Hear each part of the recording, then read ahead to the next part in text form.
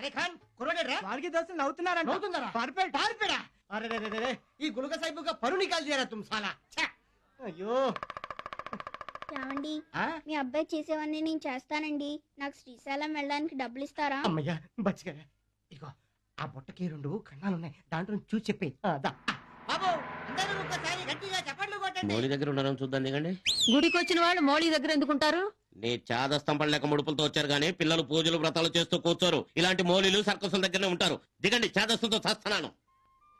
నోటికి అందిందాన్ని అనవసరంగా వాళ్ళ మూటలో పెట్టాను.